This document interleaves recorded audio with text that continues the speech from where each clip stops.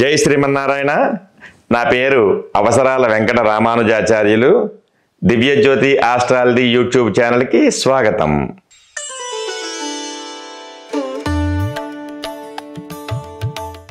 జై శ్రీమన్నారాయణ.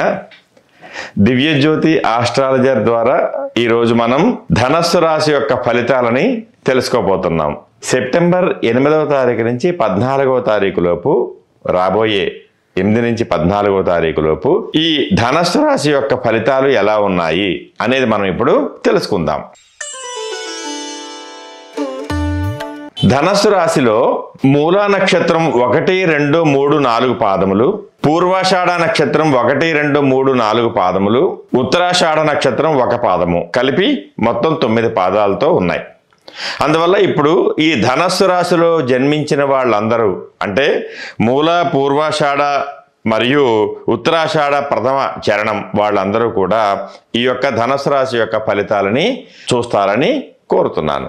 ఈ ధనస్సు రాశి ఫలితాలు ఈ వారం ఎలా ఉన్నాయి అంటే, దాంపత్యపరమైనటువంటి దోషాలు ఈ యొక్క ధనస్సు రాశికి కొద్దిగా ఎక్కువగా ఉంటాయి. ఎందుకంటే వీరికి దానితో సమానంగా అర్ధాష్టమ శని నడుస్తోంది. అంటే వీళ్ళ రాశి ధనస్సు, ఆ ధనస్సుకి అధిపతి అయినటువంటి బృహస్పతి యొక్క స్థానము ధనస్సుతో పాటు మీనము.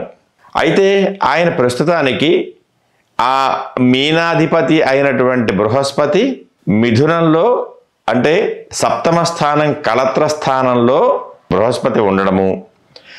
అయితే ఆ మీనంలో ప్రస్తుతానికి ద్వితీయ తృతీయ అధిపతి అయినటువంటి శని చతుర్థంలో పడి వీళ్ళకి అర్ధాష్టమ శని ప్రభావాన్ని చూపిస్తున్నాడు. దాని వలన వీళ్ళకి దాంపత్య జీవితాల మధ్యలో కొన్ని రకాలైనటువంటి ఇబ్బందులు కలిగేటువంటి అవకాశం ఉంది. అందువల్ల వీళ్ళు ప్రత్యేకంగా సుందరకాండ పారాయణ వీళ్ళకి చాలా అవసరము.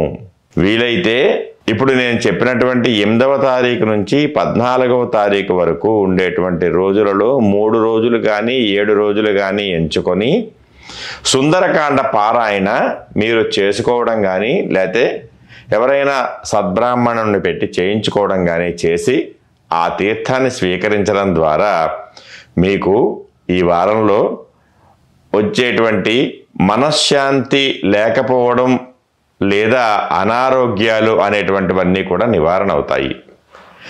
మీకు సుందరకాండ పారాయణ చాలా అనుకూలమైనటువంటి రెమెడీ.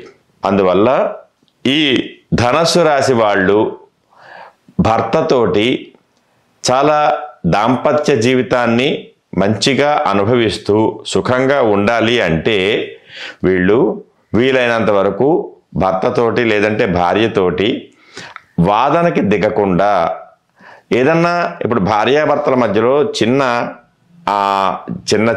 ఏదో గొడవ లేదా సమస్య లేదా ఏదో మాట వచ్చినప్పుడు, ఒకరికి వచ్చినప్పుడు ఇంకొకళ్ళు తగ్గి ఆ విధంగా ఇద్దరూ కూడా సంయమనంతో విచక్షణతో ప్రవర్తించినచో భార్యాభర్తల బంధం చాలా సానుకూలంగా అందంగా ఉంటుంది. కాదుకూడదనుకొని ఒకళ్ళ మీద ఒకళ్ళు బాగా ఎక్కువగా గనక రేజ్ అయ్యేటువంటి పరిస్థితి వస్తే దాంపత్య జీవితంలో అరమరకలు ఏర్పడి వారిద్దరి మధ్యలో అనేక రకాలైనటువంటి సమస్యలు వస్తాయి. అయితే ప్రధానంగా ఈ యొక్క ధనుసు రాశి వాళ్ళకి దాంపత్య జీవితానికి మూల కారణమైనటువంటి ఈ శనీశ్వరుడు అర్ధాష్టమ శనిలో ఉండడం వల్ల ఆ శని ప్రభావం, అంటే శని మనస్తత్వం కలిగినటువంటి వారి ద్వారా వీళ్ళ జీవితంలో వాళ్ళకి అంటే వేరే విధమైనటువంటి భర్త మీద భార్యకి లేదా భార్య మీద భర్తకి వాళ్ళకి థర్డ్ పర్సన్ ద్వారా విన్నటువంటి మాటలని వీళ్ళిద్దరూ అమలుపరుచుకొని గొడవలు పెట్టుకోవడం వల్ల వీళ్ళిద్దరూ దాంపత్య జీవితంలో మనశ్శాంతిని కోల్పోతారు.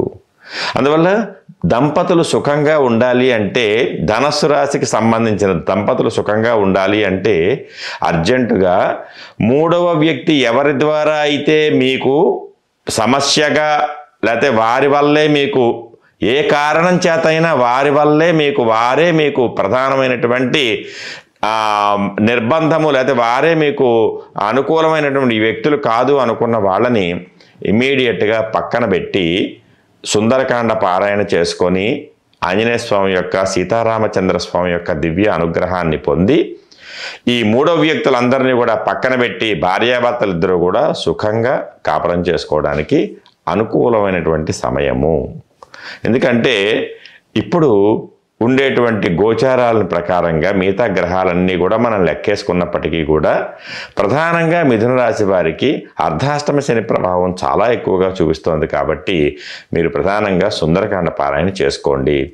ప్రతిరోజు మీ ఇంట్లో పూజ చేసుకునేటువంటి ఆంజనేయ స్వామి దగ్గర తమలపాకులతో అర్చన చేసుకోండి. వారానికి ఒకసారి ఆంజనేయ స్వామి గుడికి వెళ్ళి కూడా మీరు తమలపాకులతో అర్చన చేసుకోవడం వల్ల, అష్టోత్తర పూజ చేయించుకొని ప్రదక్షిణాలు చేయడం వల్ల మీకు చాలా మంచి ఉపయోగకరమైనటువంటి రెమెడీ ఉంటుంది. అలాగే శని త్రయోదశి రోజు మీరు తప్పకుండా శనీశ్వరుడికి శాంతి చేయించుకోండి. అలాగే శనీశ్వరుడికి అధిష్టాన దైవమైనటువంటి వెంకటేశ్వర స్వామిని దర్శనం చేసుకొని అన్నదానం చేయడం ద్వారా మీరు మనశ్శాంతిని పొందుతారు. ప్రధానంగా అన్నదానము మీకు చాలా అనుకూలమైనటువంటి రెమెడీ. సుందరకాండ పారాయణ విశేషమైనటువంటి ఫలితము. మూడవ వ్యక్తిని దూరంగా ఉంచి మీ దాంపత్య జీవితాన్ని అన్యోన్యంగా మార్చుకోండి. ఇది ఈ వారం రోజులు మీరు తప్పకుండా పాటించాల్సినటువంటి ముఖ్యమైనటువంటి విషయాలు. జై శ్రీమన్నారాయణ.